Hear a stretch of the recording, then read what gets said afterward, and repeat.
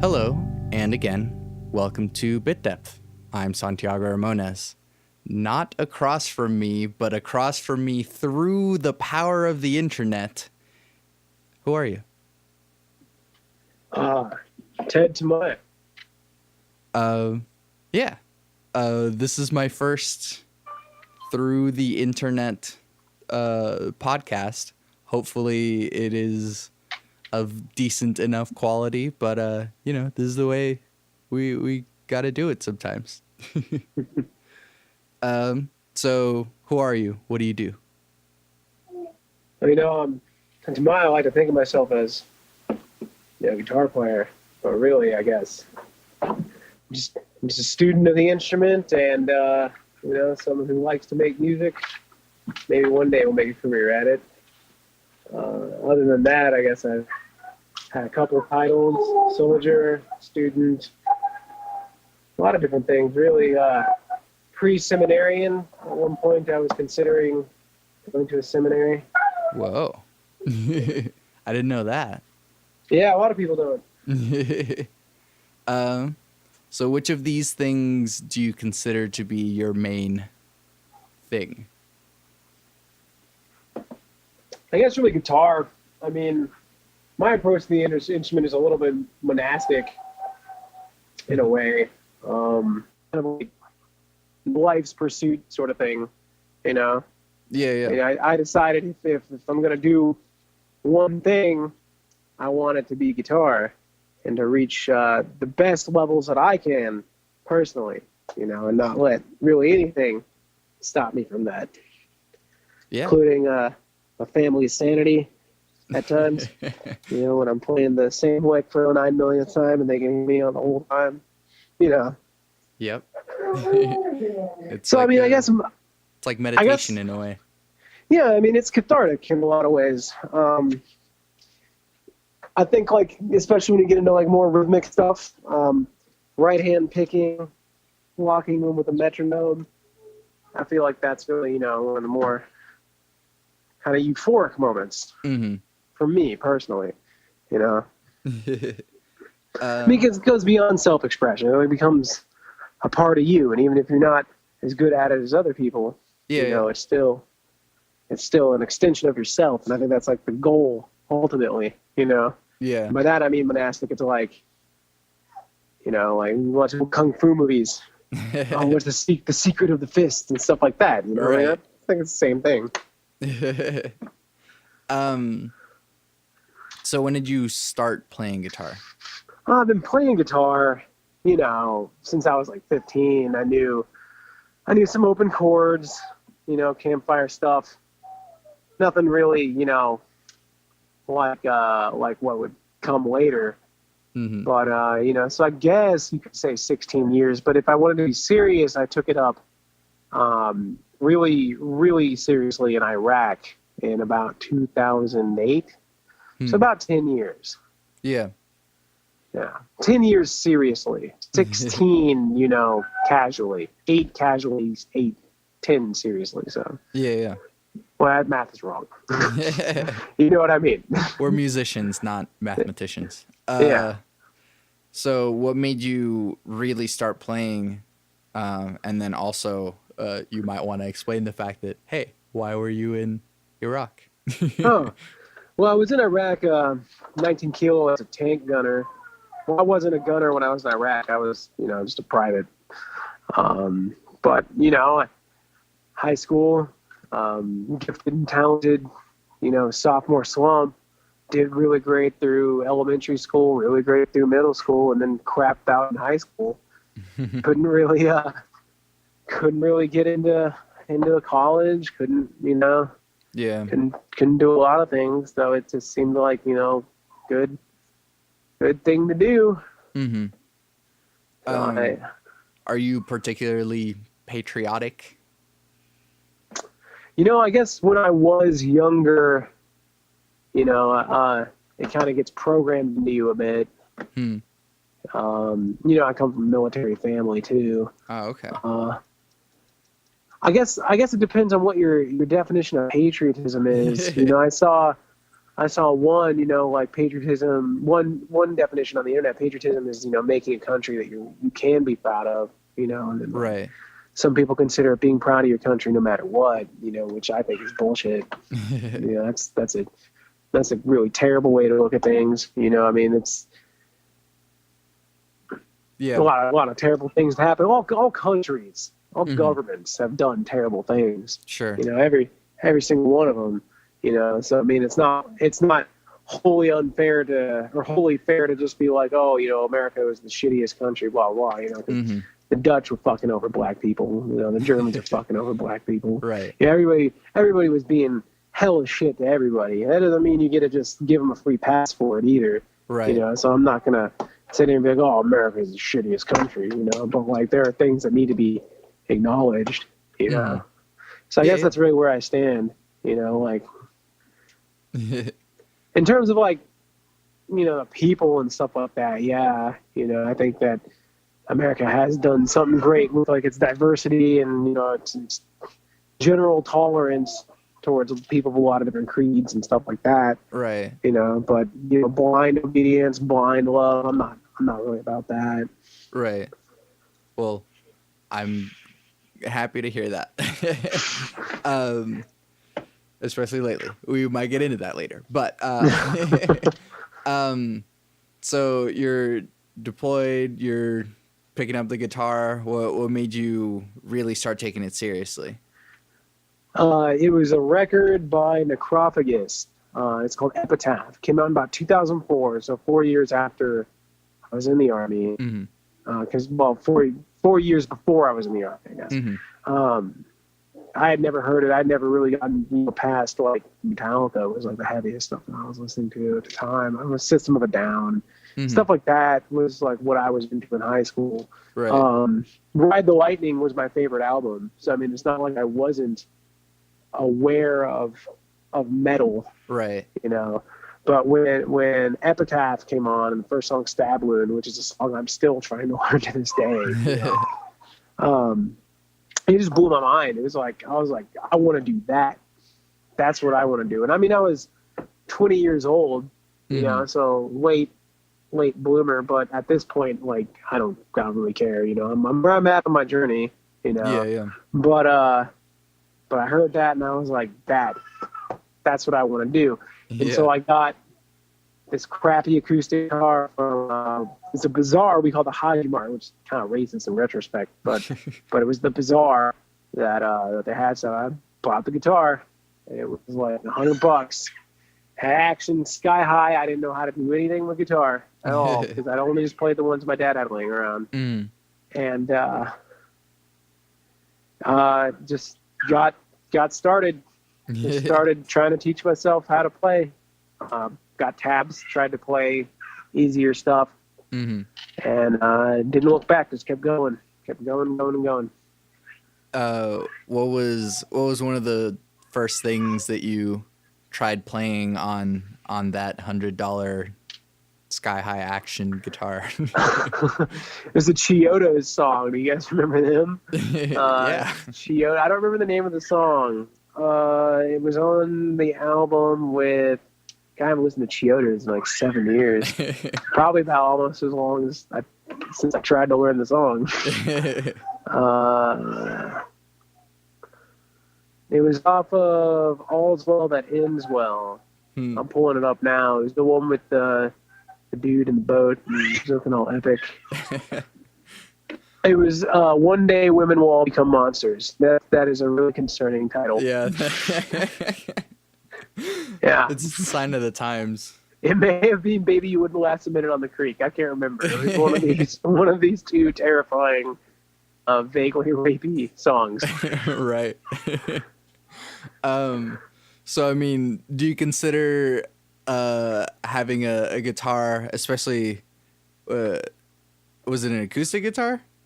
Yeah, it was a shitty acoustic guitar. It was an Epiphone, black with like cream-colored pinstriping. I gave it to the rec center when I left Iraq. But yeah.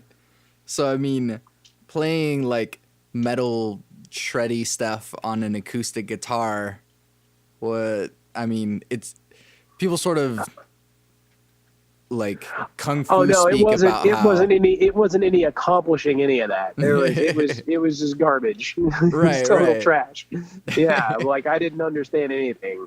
I probably didn't even really understand how to practice guitar until maybe 3 years ago. It was well after college, well after Right. music school that I really discovered the proper way to practice. All right, so like after, messing around some on your crappy acoustic guitar, where did you go from there? So I got back from Iraq, made a ton of money in Iraq. Hmm. So you don't have any bills. Right. Well, I was single, I didn't have any bills. I just a lot of money. I bought a really expensive Ibanez. It was an Okay. S series 540. Yeah, it was like a $1,700 guitar. You still have it? Oh, it was nope. Sweet guitar. I ended up trading it 6 months after getting back for free lessons. Okay. Because I had plenty of sweet guitars. I missed that one. I miss all. No, I have none of these guitars left. None of these guitars still have. But I traded that sweet guitar for some lessons from his name is Mike Hill in Anderson Music. Okay. In Hinesville, Georgia. So for free lessons, just lessons whenever I want them. Mm-hmm. So that kind of got me started, getting a more directional Right. focus toward playing. I wish I still had that guitar. But that's where that went next. My dad always wanted to play guitar. He's a fan of guitar.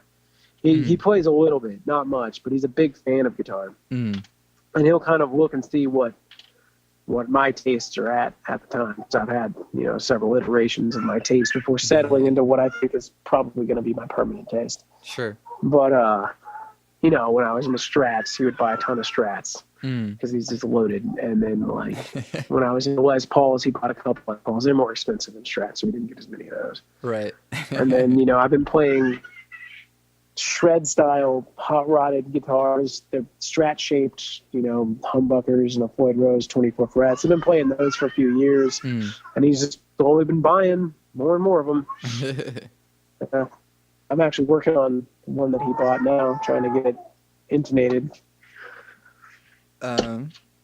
So then, I'm assuming there's like some more steps between that and going to ACM. So, I just, took those lessons for about 7 months, and I transferred units from a combat unit to moving into computers. I re-enlisted to move into a computer job. Okay. Because I wanted to have some sort of skill after the Army, because I decided, I want to go to music school. Yeah. I was just like, I want to go to music school. It was originally going to be AIM, Atlanta Institute of Music, or I don't know if you hear my kid. Rather. It's fine. Part of the reason as to why this is through the internet. Yeah, it was originally going to be AIM, Atlanta Institute of Music, which, for those of you who are into modern progressive guitar, may know that Bossy of Animals' leaders went to that school. Which actually ties in a little to the story. So it's going to be AIM or it's going to be GIT in California. So I had this idea, this goal, like if I want to be a great musician, I have to go to music school. Right. So, I found a teacher to teach me the stuff that I saw was the requirements in Atlanta Institute of Music. So that's kind of where my focus got started. And I learned scales, I learned how to build chords, a little bit of like music reading, a little bit of rhythmic theory, So I had a leg up on all the other like Army guitarists, like bedroom shredders and stuff. Right. It's because I started to learn a little bit of theory, and I got a little better, And Dunning Kruger kicked in, and I thought I was a lot better than I was. Sure. So I ended up transferring to Augusta, Georgia, units. I went from Hinesville, Georgia to Augusta, Fort Stewart to Fort Gordon. And I didn't have a guitar teacher here, but I made a really good friend who was into guitar, who kind of pushed me to develop and stuff like that. And he was in a band called Radar Cinema, who were real influenced by Mars Volta. Okay. and he lives in Tennessee now. He lives in Nashville now. I actually need to hit him up. But yeah, so he was kind of another major influence on me. So we got Mike Hill. We've got this guy's name was William Duckworth. They all call him Ducky. Will or Ducky. He was all about he hates metal. He hates shred. Oh, okay. So he was real into like weird chord voicings and like progressive rock, all Okay. like King Crimson and stuff. So you got like a different style. Yeah, I learned a little bit more about like, chord playing and stuff like that. But he wasn't really a teacher. It was more of like passive connections, And I just kind of picked up more and more like theory from him because he was really big on like building funky chords. So I picked up a little bit more on that. So around this time, a couple years go by, I actually ended up playing a couple shows. I got really into acoustic playing, and I stopped like metal of what my original goal was. I kind of got in like a and a bunch of stuff like this. Yeah, and there's probably some crappy videos of me on the internet floating around trying to horribly butcher my way through some songs just to get girls to like me. So, as every musician does. Yeah, it's probably a solid year of like a lack of really, really good progress. But I mean, I was still playing music. I was still in the guitar. Sure. So around this time, I go and I check out Atlanta Institute of Music, and this is around the time 8-string guitars are kind of becoming popular. So I picked up one. I got an Ibanez RG-2228, which if you're in the know, it's one of the best production 8-strings ever made. Okay. Had absolutely no idea what to do with it. So I find out about this guy named Josh Martin of the band Little Tidy. Tidy Island is an island, off Georgia, South Carolina. Little Tidy as rumor has it, a unexploded nuclear bomb. It's a sandbar called Little Tidy. And, urban legend is that it's an unexploded nuclear bomb. So that's where the band name comes from. Okay. Josh Martin is one of the people you look up on the internet back in 2008, 8-string guitar. He's one of the people thumping away and tapping and doing all this crazy 8-string stuff. Okay. Turns out he lives in Atlanta. So I hit him up for a few lessons. Josh Martin has gotten a little bit more celebrity in the music world recently. Okay. But I don't think he remembers me or anything. But he was friends with Tosin Abasi. And they both went to Atlanta Institute of Music. So I had pretty much decided I was going to go to Atlanta Institute of Music after taking a couple lessons with him. And went and toured the school and all this stuff. I was getting ready to discharge for my knees being bad because I blew up both my knees in Iraq. Oh, jeez. It's okay. So I blew up both my knees. I'm getting ready to discharge. And I am touring Atlanta Institute of Music, and my mom lets me know about ACM. So I look into ACM. Not a lot of info on the curriculum. It's a brand new school. Right. Not a lot of info on what they teach, who goes there, stuff like that. So I'm just assuming it's, it's like GIT. It's probably like AIM. It's like any other music school. I knew about the ACM in London. Right. I knew Guthrie Govan taught there. And we all know he shreds, So, I just assumed it'd be like that. So I was like, well, hey, I'm from Oklahoma. I was born in Enid. I won't have to pay out of state here. I'll get a pocket a lot of money for my GI Bill. Yeah. Why don't I just go to this school? Right. So, I do the audition. I get the tape done. I send it in. I'm real nervous. You can actually see my audition tape. It's on my Facebook. It's Oh. pretty terrible. Yeah. I mean, it's not completely horrid, but it's not great. You know. I mean, I'm sure everyone's audition material to get into music school is like, you know, you haven't gone to music school yet. So I mean, I've seen some people play Dream Theater and all kinds of crazy shit. So, you know, definitely not A tier guitar player. Definitely not an A tier guitar player now. So like, you know, it's as you would expect. It was like a Thin Lizzy kind of thing. You know, it was like mixed with the Sword, which were bands I was digging at the time. Okay. So I get in. You know, I'm real nervous. You know, because I didn't know at this time that ACM didn't even look at the audition tapes.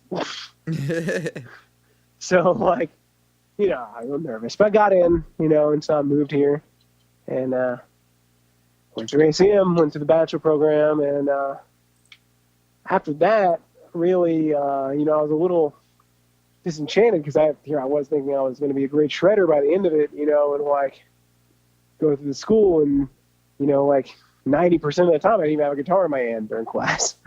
So like I wasn't really happy with that. And after I graduated, I got hooked up with Paul Ozanov. I don't know how you say his last name. It's Belgian or. No, it's not Belgian. God, he's gonna hate me for this. I couldn't tell. I'm not sure. I'm not sure where he's. Bulgarian. That's what it is. Bulgarian.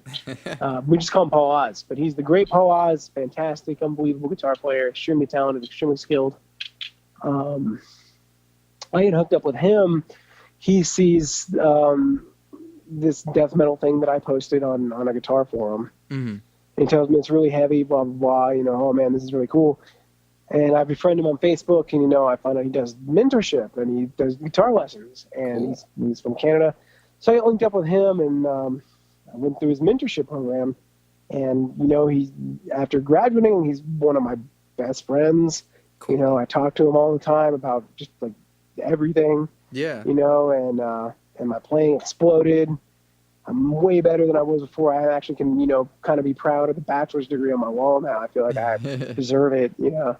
So really, I owe a lot of that to Paul, and that's really kind of where my guitar journey got to now. You know, now I'm more focusing on like I understand everything on how to improve in terms of like how to improve myself. Like I don't need somebody to like show me how to do something. Sure, you know what I mean? Like I can just teach myself now. Yeah. And I understand exactly how practice is supposed to work, and you know, like basically how the instrument works enough to the point where like what's a guitar lesson going to do for me? You know? Like, you know, you can show me a cool lick, you know, but like yeah, but it's you know how to learn and teach yourself at this point, I guess. Yeah, and like really do it, not like the Ernie Ball guitar book for the guitar beginners teach yourself method. Go away. So what's something that, I mean, I feel like there's this perception of like the rock star ideal of like, oh yeah, like the guitarist just like goes up on stage, shreds, and then like, you know, leaves, goes to a party, drinks, and you know, whatever. But like, there's a whole lot of practicing that at least should be going on. Yeah, I mean, depending on the guitarist, you know, nobody shreds without practicing. Yeah. You know, I mean, you know, Yngwie Malmsteen has to say, yeah, in practice, but the man eats, shits, and breathes guitar. You know, like he may just be having fun, but you know, it's still practice. Mm-hmm. You know what I mean? And practice is fun. You know, for me now, I just like to play guitar.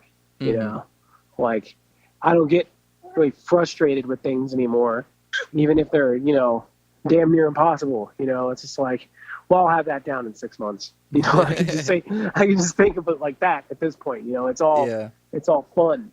You know? Yeah. So like, you know, imagine someone like Yngwie Malmsteen who reached level that he is. He probably just enjoys playing guitar for the euphoric feeling of it, being a master or something, So, I mean, I don't know if like I don't drink. I don't really do drugs. I smoke weed maybe once every 9 months. I feel like it. I don't drink beer. I don't drink alcohol. I don't do any of that. I skipped a lot of parties, ACM to practice. And you're the better musician for it. I mean, maybe we'll see. Who knows? So kind of a question that has come up, I think, more than once on the podcast, is rock dead? That's actually really interesting. I was talking to my friend Preston Gondal from the band Among the Missing about this just earlier today. There's no creativity in rock at all anymore. I mean, it's used up. In an essence of like, you have a rock band that comes out now, a radio rock band. It's all trying to rip off Metallica's The Black Album and Nirvana mixed together. Sure. 3 Days Grace, Shinedown, Alter Bridge. Right. These are all kind of interchangeable bands, personality list, in my opinion. But you have someone who shall not be named going up pretending to be Axl Rose, and playing bad Collective Soul riffs, and like what more can you do with rock, without becoming something else, right? It's just like, my friend used the term "hell yeah, brother." You're something that's really, it's very rocking. You have to just go, "Hell yeah, brother." It's just, you don't really hear that in rock anymore without being watered down metal. Right. And like, as guys who are into rock get better at their instruments, they just become metal bands. So like, as a genre, rock is kind of dead in a way. I mean, who's really relevant as a rock band now? Yeah. Like Arctic Monkeys, but they were a punk band and now they're a soul band. Like there's no just like rock. There's like Greta Van Fleet, but they is kind of Foo Fighters. I mean, like that's kind of a rock band, but like listen to, they had that song Rope, which is watered down metal song. Like not really. When's the last time the Foo Fighters were actually relevant? And not in like the way like, oh, they're the elder statesmen of alternative rock, but like, Well, I mean, that time that Dave Grohl broke his leg and still did the rest of the tour. That's pretty rock and roll, but it's like, I don't know if they're like saving rock and roll yet. I mean,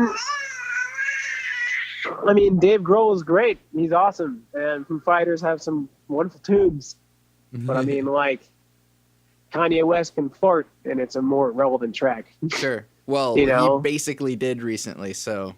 Yeah, he did. And people are talking about it a lot. So, yeah. It's like, what kind of rock band can release VH2? Like Van Halen 2. What kind of album will come out that'll blow everybody's mind like VH2 did? Right. And that'll be legitimately rocking. So, with that, where does it go from here then? Does it just continue to seclude itself into more metal, more hardcore, more? Where's it going? I mean, I don't really listen to too much rock. I'm more of a metal fan for sure. Right. I think Volbeat was probably the most original rock band that has come out in a while. I'm pretty sure they had members of Anthrax. It's obvious metal influence there, but I don't know where the Psycho Elvis vocals came from. But like, You know, I mean, rock is a radio format, and radio is fucking dead. Yeah, yeah. You know, like now everybody can choose what music they listen to. So, you know, like you don't have to put up with, you know, Alice in Chains, great band.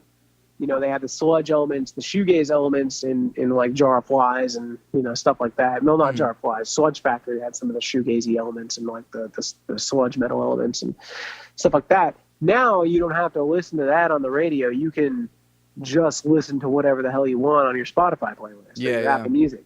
You know, so like a reaching genre like rock, you know, doesn't have the appeal that it used to because you can listen to the specialized genres that you prefer. Exactly. You know? So it's like it doesn't matter. You know, like mass appeal is no longer something that matters. Niche appeal is what matters. Yeah. You know, look at like slamming death metal. It's chromatic, ugly, misogynistic, gore lyrics. Oh, I mean, and it is. You know, I mean, I had to grapple with that for a lot, but the genre is a misogynistic genre in essence. Most of the songs about cutting girls up. Like that's there's no getting around that. You know, no amount of navel gazing is going to get around the fact that you have a song called "Slice Her Tits Off." You know, but something like that, as dumb and niche and inaccessible as that, is exploding because of the internet. Because people find a niche that they enjoy and then swallow it up. Dungeon synth. I don't know if you ever heard of dungeon synth. It's black metal aesthetics. You know, so like black and white album art, bleak, depressive aesthetics like this, but it's like it's Casio synthesizers making like what I would say like music for a Dungeons and Dragons session. It sounds funny. It's pretty cool. I like Dungeon Synth a lot, actually. Yeah. But it's just this totally bizarre niche genre. Yeah. That is flourishing in Bandcamp. You know, like these things can exist because of the internet. So like, you talk about like Led Zeppelin or something like that. You know, Led Zeppelin is a rock band, right? Sure. But really, they're a psychedelic rock band. You know, there's a lot of psychedelic influence in them, spacey sounds. Since I've Been Loving You is, you know, terrifying and soundscapey and, you know, claustrophobic. You know, like it's not a rock song.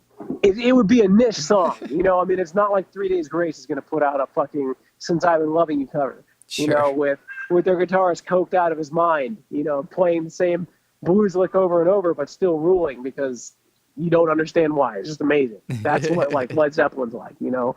So like something like that is totally dead. Not going to recreate that. Rock has been taken over by the main and is commercialized crap. Niche appeal is where the creativity is coming from. And people are okay with bands that don't reinvent the wheel. Dissection, the black and death metal band from Sweden, I think, has been broken up for years. There's a band called Thulkundra that's entire purpose is to write new Dissection songs. Like there's total Dissection worship. They sound exactly the same. And everybody's totally fine with that because it's good Dissection ripoff songs. You know? So these are the kinds of things that like music is headed to now. Niche genres. Just listening to what you want instead of making compromises on what you want. You know? It's that brings me to my next question. I mean, you bring up Spotify and Bandcamp and stuff. So, how do musicians make a living now? If they even can. Shit, you tell me, man. I've never been paid for a gig. Not once. I played the Diamond. It's not a big deal. You know, it's not like a giant gig or anything, but I mean, it's a gig you'd think you'd get paid for. Sure. I think maybe we did get paid, and like, I'm pretty sure my band kept the money, and like that band, I don't know. I don't really care. It's always a negligible amount anyways for probably to split between 4 or 5 people. Yeah, you know, and Full Metal band, 5 people, 2 guitars, bass, drums, singer, you know. So like, Uh, I feel like it would have to be a multimedia approach, lessons, nickel and diamond gigs Yeah. here and there, stuff like that. Mm-hmm. My uncle plays in a Tejano band down in South Texas. I know he brings in like 10K a year from it. Wow. So like Enough he's to doing pay okay. taxes. Yeah, I mean he's playing Tejano. It's basically just jazzed up polka. Mm-hmm. But like, like he does another band for the Cruisers. He makes like another 10,000 a year from. Mm-hmm. So I mean, like cover bands probably a good way to make money, but You also have to be a cover band. I'm not gonna hate on the cover band. I think you can be an artful cover band. Like Little Kiss, the Dwarf Kiss band, I think is pretty cool. The Iron Maidens, Les Zeppelin, like you can be a cool cover band. Like I'm not gonna just hate on a cover band, but yeah, you'd have to be in a cover band, Right? And I'm not necessarily hating on cover bands. It's just that like I wouldn't want to just be a cover band. Yeah, like my uncle doesn't make his own music. I don't think he didn't even really have any desire to. I don't think he does. I think he's totally fine with what he's doing. Right. He just likes playing music. But like, I don't even know if I wouldn't even go so far as to say that I have to play my own songs, because I feel like my dream gig would just to be the lead guitarist of some band. Sure. Where I don't have to write any music. I just write solos. Like I would be totally fine with that. Sure. So like I can't knock him. I mean, if you just want to play notes, dude, do it. Yeah. And then sort of a vaguer, more philosophical style question, because I always do this to people. Why do you want to do music? I don't know. Look cool, I guess. Like, it's hard to explain. I guess like I'm not gonna fucking die before I can play Stab Wound by Necropolis. Like I've literally like had, I got like major depressive disorder. I'm 70% disabled because of it. So like I've had some rough fucking nights. Yeah. Where literally the only thing keeping me going is like, I'll be damned if I die before I nail this fucking song. Yeah. So I don't know. There's like a stubborn, I can do this thing. Mm-hmm. I don't want to die with my friends flexing on me being better than I am. Like it's a little bit of a, I guess, a competitive edge. Sure. Sure. But I mean, at the same time, like I like expressing myself. I like music in general. And I think if you want to get like real deep into it, we're all vibrating matter. And sound is vibrating air. It has a real scientific effect on you when you hear music, when you feel music. I guess some of us just want to make some of that. Yeah. How do you really explain it? Why is a painter paint? Sure. It's a combination of they're good at it and they want to. Yeah. That's about it, really. Right. I'm not looking for an actual explanation, but just to talk about it. So yeah, that works. Yeah. Badly transitioning, or I guess a dog howl into this next half of the podcast.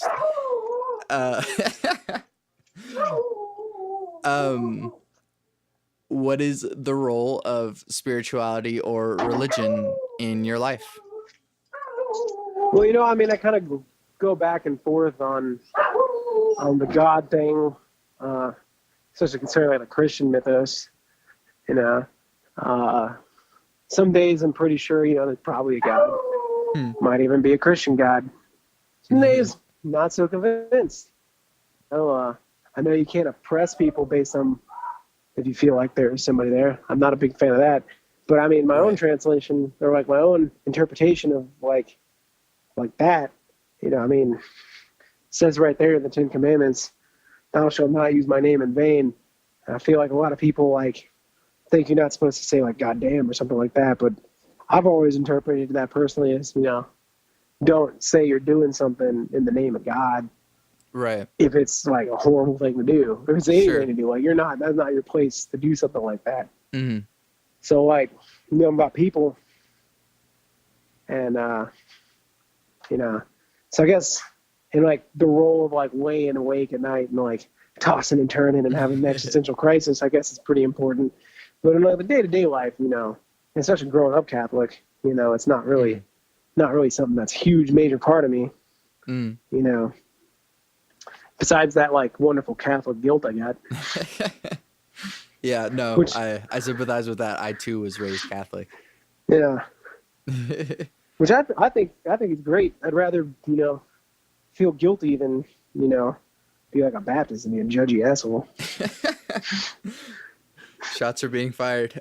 This is a very generalized shots. These aren't really meant. Yeah. Well, it's still had some sort of impact in your life, obviously, and even if there are times when you don't feel like there may be a God or there may be, how does that sort of shape your morality and your behavior, how you treat other people? I feel like the overarching theme in most religions, to be fucking good to each other in a general sense. Mm-hmm. You look at like the Sermon on the Mount, a little bit of Buddhist teachings of what I've perused, stuff like that. Generally, we're all supposed to be cool with each other. Yeah. So I feel like that's probably a good idea to try to do that. Right. Considering, like everything tells us to. Yeah. All of our. How do you be good? What is good? Yeah, that's kind of tough. Like what really is, Mm. You can't let people hurt you, obviously, but at what extent do you hurt them? Do you hurt them back? You shouldn't. I don't think you should. Right. I think forgiveness, that's a big part of Christianity, is turn the other cheek, forgive, things like that. I try to live like that. Jesus is pretty rad. He's a pretty rad guy. He wasn't telling you to kill gay people. Right. So yeah, he seems pretty cool. Do what he says. Right. And then if you don't mind me bringing it up, how does that sort of relate to your experience through the military? And how has that sort of shaped, I guess, who you are now and morally and stuff? Because there's obviously a lot of moral implications relating to the military. Yeah, when you're a kid, 19 to 20, 21, you kind of doing what you're told, you kind of have to come to grips with things that you were doing there, the part that you played in what was more than likely, an illegal war that didn't help anybody,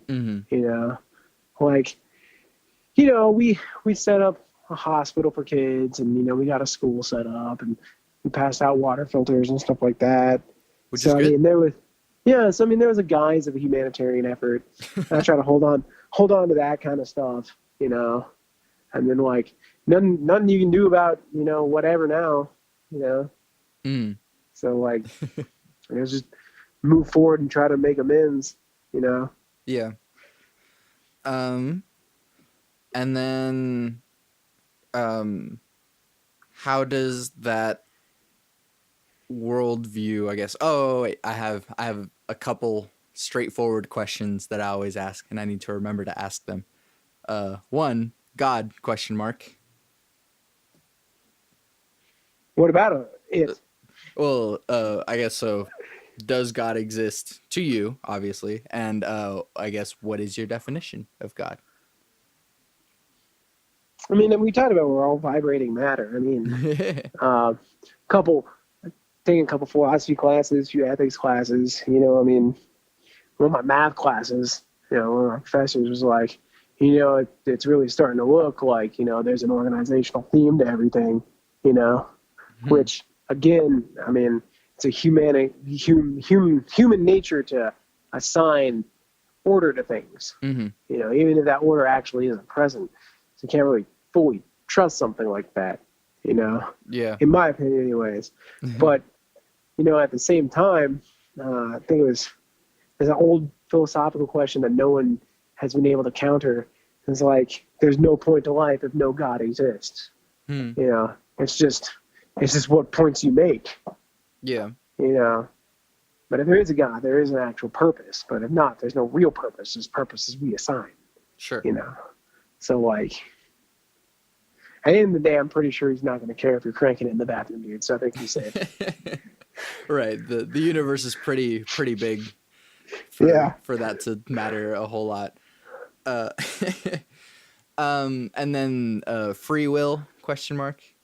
Again, do we have free will? But also, what is your definition of free will? I mean, I think we probably do. I mean, you get into like multiverse theories, stuff like that. Like you can get pretty dumb. These are the things that like can keep you up at night. But at the end of the day, you still have to get up and go to work tomorrow. Sure. um, and then another one that I actually keep meaning to ask, but I forget to is always in your opinion is the predisposition of humans to be evil and violent, or are we actually good and sort of taught to be bad? Uh,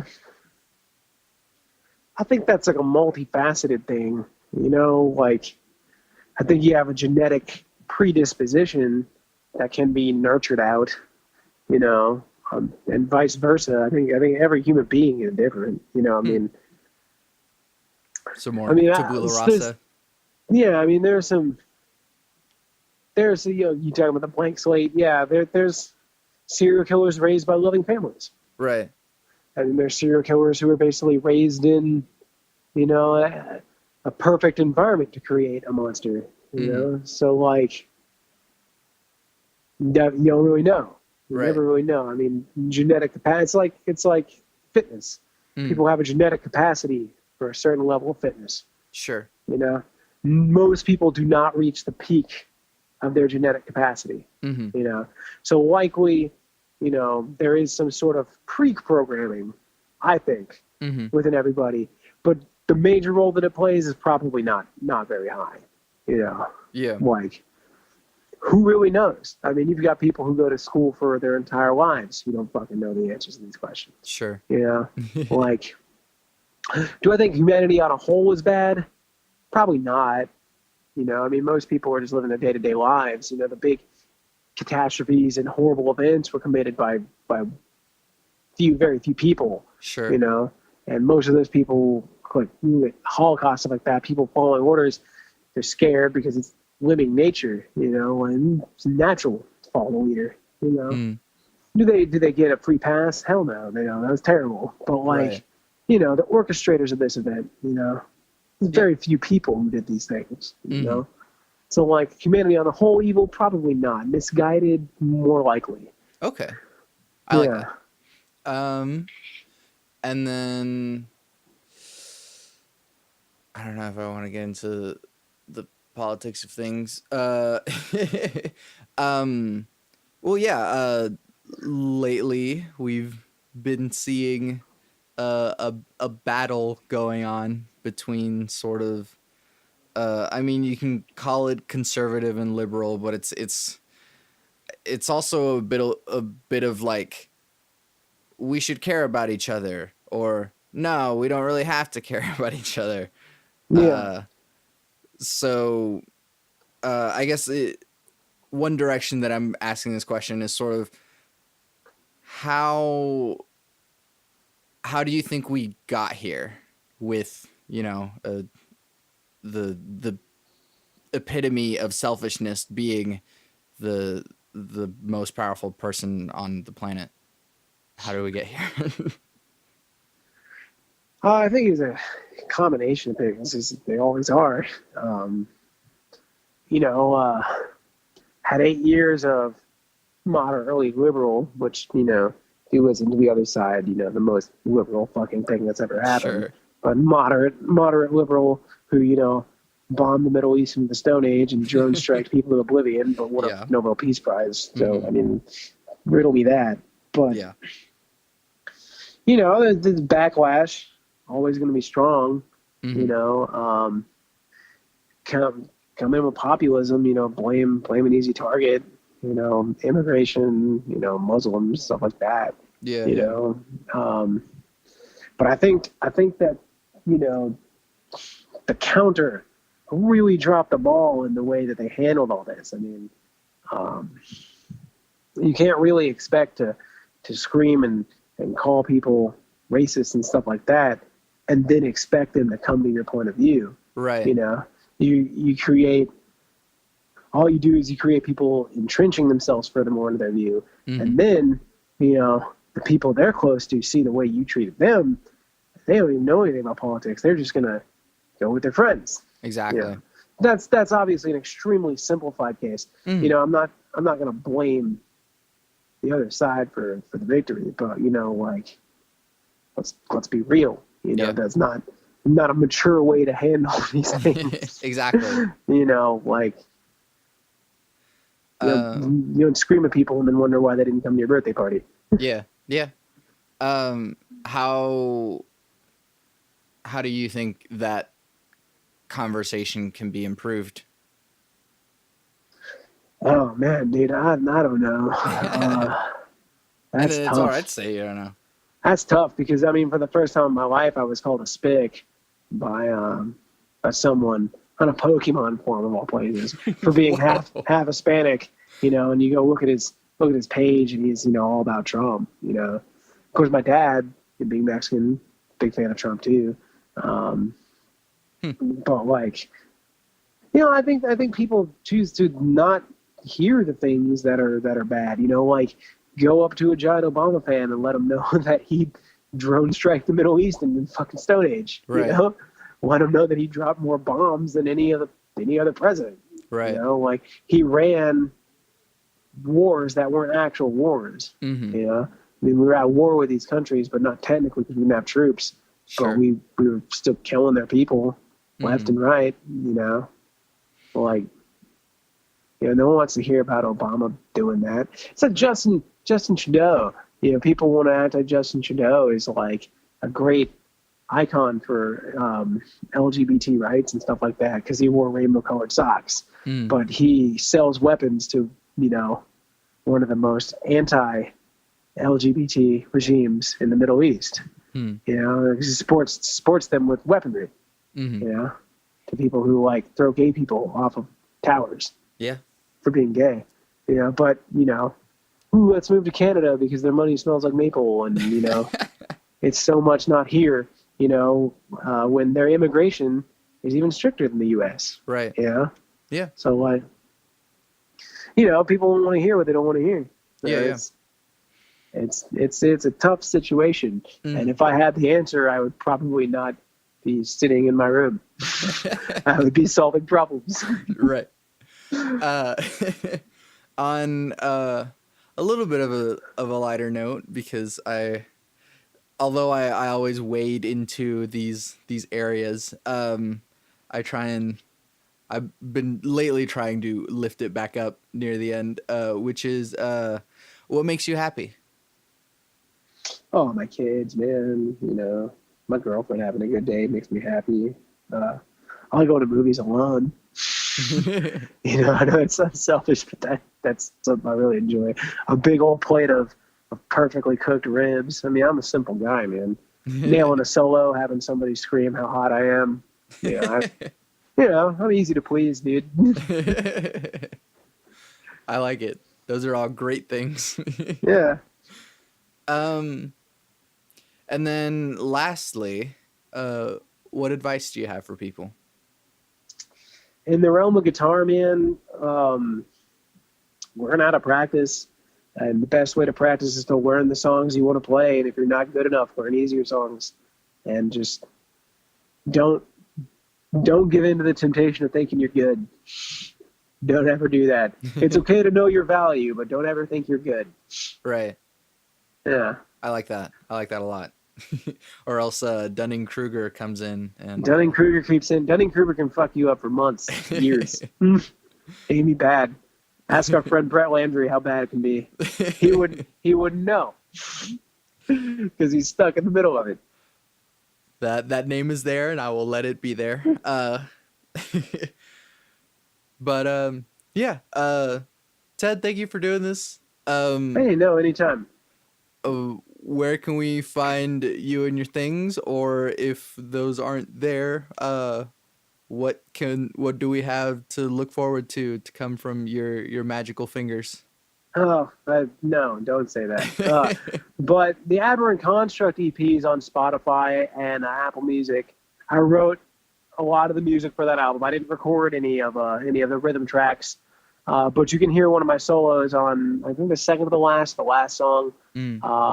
There's another one of my solos actually towards the beginning of the record, but there's something weird that happened with a tempo adjustment that I'm not sure why happened. So I'm not very happy with how that one sounds. But the record is out there, and I'm not going to comment on anything further. But if you wish to listen to it, it's Aberrant, Aberrant Construct. Yeah. And it's called scaphism, which is the old Persian method of torture and execution of being tied into a boat and allowed to be eaten by bugs and sepsis and all kinds of gross things. So it's pretty hardcore. As far as new bands, been jamming with some guys for something that may be a little more technical called cryomesis, which is a made-up word that we pretend means to vomit your guts out in space. Your frozen guts out in space. Right. And maybe some possible solo stuff. Paul Oz and I are planning on doing a cover of Stab Wound if I can ever get it under my fingers completely. And hopefully something more, Yeah. If you want to hit me up for lessons, you can find me on Thick Boy Guitar. That's with 2 C's. And also if you are interested in any fitness supplements. Oh yeah.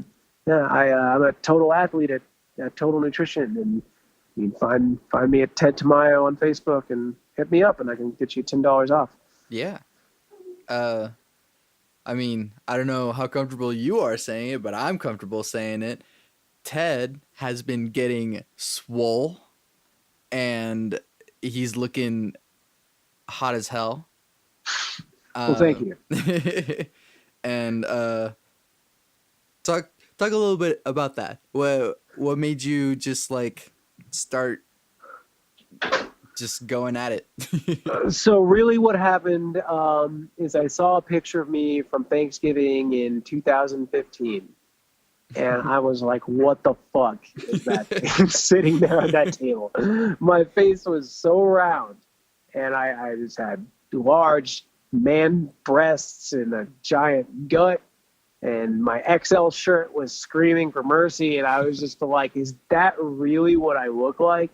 And I really looked at myself in the mirror and I was like, Jesus, that is really what I look like. And I got on a scale, which of course I'd been scared of for years, and it's at 265. And I was like, Jesus Christ, I'm 35 pounds away from 300 pounds. I have got to do something. Right. So the first thing I did is I got on paleo. I saw Chris Pratt, he had been almost 300 pounds. He's a lot taller than I am too. So he didn't look nearly as bad, but I saw he did paleo. So I did paleo for about a month and a half, strict paleo. I didn't have any artificial sugars. I had nothing that wasn't paleo. Right. I think I lost a solid 20 pounds in the first month. Ooh. Yeah, it was nuts. And I was eating so much. Burgers cooked in butter, lots of veggies. I would eat a ton of food, and I would just be hungry all the time for the first month, and I would just eat. I would eat whatever.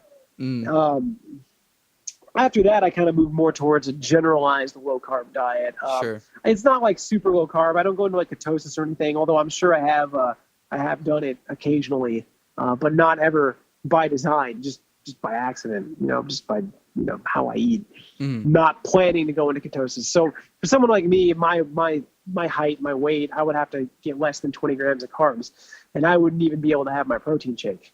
Because I take 4 scoops a day. That's something like 30 carbs or something like that. So, I was doing generalized lowish, moderate carb diet. And I decided, hey, this is going pretty well. How about I get a gym membership and I do some cardio? Started doing cardio, and I would just get on the treadmill. What was the treadmill? It was what's called an arc trainer, which is kind of like an elliptical, but moves your feet in an arc instead of an ellipsis. Okay. It actually burns more calories than an elliptical or a treadmill. So I would do that, and I would hop on it. And I've actually always, even in the Army, I have a great story. I got moved to headquarters. I gained a little weight when I was a headquarters platoon, and I got moved back into a line unit before we deployed. So back with like real soldiers and not desk jockeys. And I was a little chubby, I wasn't nearly as bad as I, got out of the Army. But, we did what's called A, B, C group runs. A group is people who do something like 12 to 13. It's like a 14. B group is like 14 to 15. And then C group are people who are barely passing. You have to run the minimum for 18 to I think the bracket is 18 to 23, maybe 24. It's something like you have like 16-minute 2 mile, 8-minute mile basically. So I at the last PT test got like a 13:40, something like that. Pretty good. I think it was 100. It was more than 100% on the run score. Running was always my best thing in the Army. So we go do this AB group run, and platoon sergeant's like, hey, get into your groups. So I go and I get an A group, because I run like A group. And he yells at me, he's like, hey, get over here, Tamayo. What are you doing? I know your friends over there. You need to get over here. So he brings me over to his group, and then he puts me at the front because he thinks I'm going to be the slow guy. So I'm the slow dude who runs to the front, sets the pace for the platoon, for the running group, and then you put the slowest guy up front. So I was like, really? This guy thinks I'm slow. So we go, and I take off, and I'm going, and in about a minute or two, I hear an exhausted, Tamayo! Turn around and wave, probably like 600 meters behind me. Like, it's way back. I see my struggling platoon sergeant. He's like, Tamayo, slow down. Catches up, and he puts me, and he's like, why don't you get to the end of the formation? We're running. About 5 minutes go by. I look at him and I was like, hey, Sergeant, next time can I run an A group? And he's like, yeah, Tamayo, you can. So we get back, and he's like, Tamayo, I really like your 2 mile run. It's like, well, thank you, Sergeant. And, that's actually, I got a nickname in the Army. We all had G.I. Joe names. My buddy got unfortunately stuck with Snow Job, but I was cross country because of my running. Okay. So we all got G.I. Joe names. So yeah, anyways, getting back to it, I would just hop on the arc trainer and I would go for 30, 40 minutes. I could go, and I could actually go more than that if I wanted to, but that was, at this point, it's like 400 calories, something like this, So I'd get off because I'd be getting hungry. So I would do that, and I think I lost another like 15 pounds. Yeah. And this is about the time I played the diamond with Aber, and I hadn't quit yet. And, people were noticing, asking me all these things about, like, I lose weight, blah, blah. And I told them, and the low moderate carbs, stuff like that. And I start, doing more research. I get, how can I maximize what I'm doing? What can I do? But I found out that lifting weights, while it may not burn as many calories, actually burns fat better. And it makes you burn fat throughout the day after you get done working out, too. So I'm like, all right, yeah, I'll start lifting weights. I have no idea what I'm doing. So I just get a 3-day full body workout, or 3-day, 3-day a week full body workout. And so I do this, and I kind of learn. Planet Fitness has got machines and not very many heavy weights, and that's kind of where I've been going. Eventually, I'm going to have to move up because my weight's getting more than they actually have to place. But it was a great learning environment. You know, not a lot of people are lifting weights at Planet Fitness. It's mostly cardio machines. So, you know, I spent probably 3 months on this 3-day full body workout. And I had already turned 30 at this point. And, you know, I started firming up a little bit, you know, stuff like that. And I start researching, how do I maximize this? So if you notice, it's never just jumping right in and doing it all.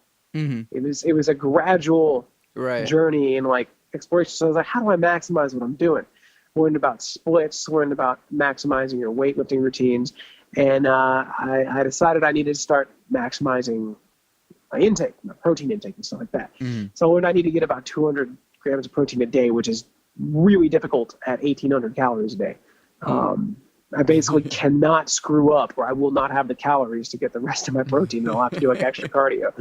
So like, got shakes from like Target, you know, and I decided, you know what, I want to get a higher quality protein shake. So I finished that Planet Fitness one day, and I kind of walked over to the nutrition shop. I think it's called Total Nutrition. Big guy there named Trey. He's really cool. He looks like a black Conan. He's got really cool hair. He's just really neat guy. Super nice, super friendly. Kind of walked me through all the supplemental needs that I needed. So, and he had me step on this thing that measures your body fat percentage and all this stuff. And I was still at like 30%, which is still obese.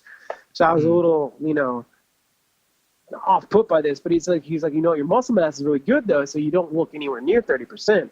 You know, like. You know, why don't we get you started on some of these things? He's like, how old are you? I was like, I'm 30. He's like, you're 30? I was like, yeah, I'm 30. He's like, you look like 27. You know, I was like, oh, well, thanks. But he recommended getting on like a testosterone booster, which I think I mentioned before when we were eating. So a testosterone booster and a good quality protein shake. So I started on first those two things. Now the testosterone booster really changed my life, man. I'm gonna be on this thing the rest of my life. Like, you know, you're talking massive muscle gains. You know, like huge muscle mass. My shoulders got broader, my neck got all weird and muscular. You know, and like my veins started popping out. My libido went through the roof, dude. It was nuts. I mean, it's tapered off a little bit, but it's still way higher than it's ever been in my entire life. Like even more than when I was like 17. It's completely bonkers and ridiculous, you know. And it's also like a mood enhancer too. Like the low test actually affects a lot of men. Even before you start hitting like 27, 28, and it starts affecting people like 23, dude. And I think that's for a lot of like depression issues, especially among young men, comes from this is, you know, low testosterone. You know, so the testosterone booster actually kind of got me out of a lot of funks and stuff. You know, I still get depressed, still get sad. Sure. You know, but it's never as severe as it used to be. It's long lasting, you know. Performance in the gym increased, performance in like, you know, bed increased, all kinds of just like awesome stuff, which is coming out of taking this supplement, you know. And I'm not trying to sound like a salesman. I'm really not, you know, but it was really that good. You know, it was that much of an improvement in my fitness. So been on that for a few months, and then been on a really good regimen of lifting weights, and the muscle just started coming. I'm getting more muscular, firming up more, belly's getting slimmer, you know, like also like it's got some anti-aging effects. People, I shaved my beard because I don't know if you remember, I used to have a really big beard. And I used to have a beard to hide my double chin. You know, don't have a double chin, I decided to shave. You know, I shaved at work and came in, and people kept asking me like, you know, how old I was. You know, like I've grown a little bit of fur now, so I look my age, I think. But like if I shave completely off, people think I'm like 19 or 22. You know, like one of my friends at work had no idea I was 30 years old. He thought I was 25. You know, like he really honestly thought I was 25. You know, so like it's a great product. It was a great thing for me. It's actually got me considering if I can get my body fat down even more, competing in an amateur bodybuilding competition. Obviously, I can't get up there with people who've been doing it for years and years and Sure. years. But they do have an amateur circuit, which is for people who haven't been doing it for very long. Mostly Right. people, stories like me who've lost 70, 80 pounds, and have gotten into the fitness lifestyle. Yeah. So, like, I was thinking about doing stuff like that at 30, like, it's like, this has been awesome. Like getting in shape has really made my life a lot better. I can keep up with my son a lot more. I'm strong. I've got a huge back. Like it's just great. It was awesome. And if I can help anybody in any way, I'd love to. And again, I can't say that I'm a fitness expert or a nutrition expert. I can just tell you the things that worked for me. Yeah. And one of those things is that potatoes are really bad for you, but they're delicious. Yep. But like, yeah, so that's basically all that. I'm really happy for you. I'm really proud of you. It's not like I get to be proud of you, but either way, I'm proud of you. No, man. Yeah. Thank you again for doing this with me. Of course. Once again, I'm Santiago Ramones, and you say your name because I'm gesturing at you, but audio. Tamayo. And now I do my plugs of things. You can find everything that I do on my website, santiagoramones.com. I make music. I have this podcast. You can listen to this podcast on my website, on YouTube, on the podcast app, and on Stitcher. You can leave reviews. You can comment on stuff. And then you can listen to my music, which is all on my website. And the stuff that's on my Bandcamp, you can pay $0 for or $100 for. I don't care. But my music is on there. I always end my podcast with my 3 things. They shape my life philosophy. Those 3 things are: love never fails. It's going to be okay. I might be wrong.